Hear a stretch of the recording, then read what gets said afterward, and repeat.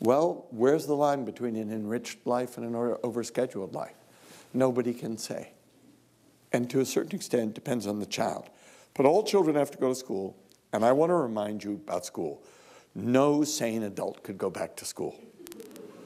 You know, sometimes adults say, I'd love to go back to school. You mean college or graduate school, first class at 9, coffee with your friends, a lab at 1 p.m., right? That's the school you want to go back to. You don't want to go back to 7 classes a day, 5 days a week, 30 weeks a year. Right, nobody would. And never mind middle school, what a nightmare. I mean, the best middle schools.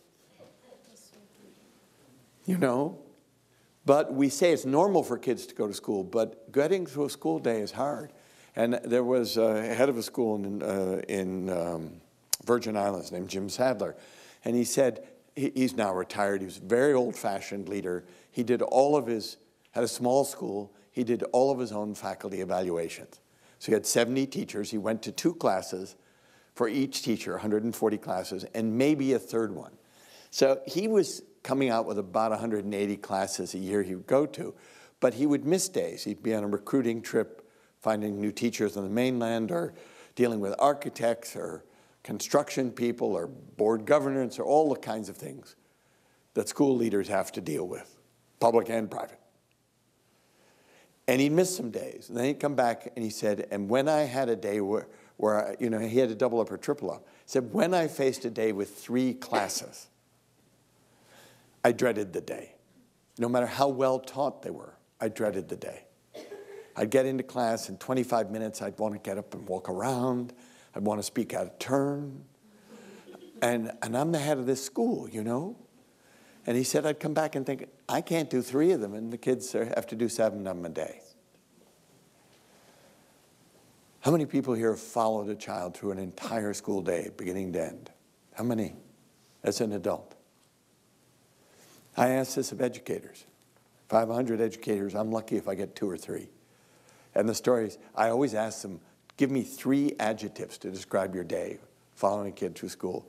And they always say exhausting, overwhelming, confusing, so many transitions.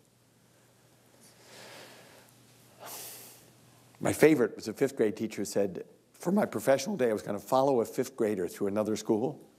And she said, I did, but I left at lunch.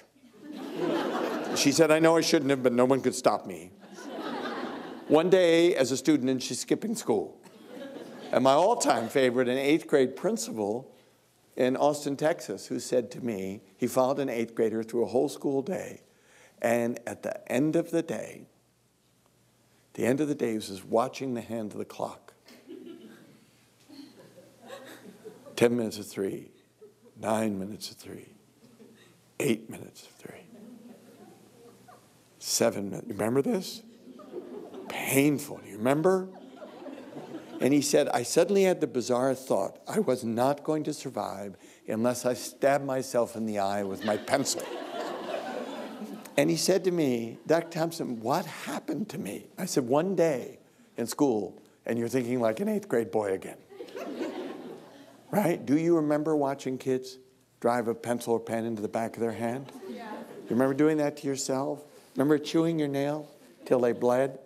Remember pulling your hair out like this? Remember doodling on your notebook, thinking, can I hang on? Right? You remember?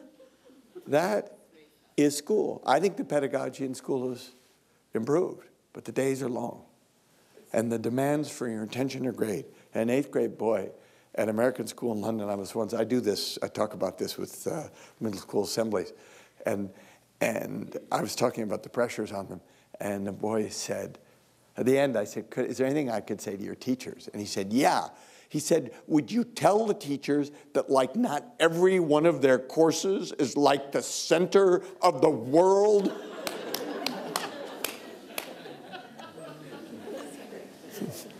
Right? It's exhausting to go from one excited teacher to another. It's even worse to go from one unexcited teacher to another. Right? Both things are hard. Both things are. So when I was writing The Pressure Child, I realized I had to follow kids. I couldn't really write it from the point of view of a psychologist's office. So I used all my connections in education, and I followed kids through school. Some of the top public schools in Massachusetts, which is the highly rated state in terms of public schools. I followed kids in international schools, a girls' school in Toronto. I went through some failing inner city schools. Just break your heart. Just break your heart, totally. And I never wanted to go back the next day. I followed a boy through my own school, and I'd been at the school for 9 years at that point as a psychologist. I learned so much about the experience. And there are two things that I saw that I think are worth sharing. The first is, contrary to what many people believe, school is not a competition. What an astonishing thought. It's not actually about gold, silver, and bronze.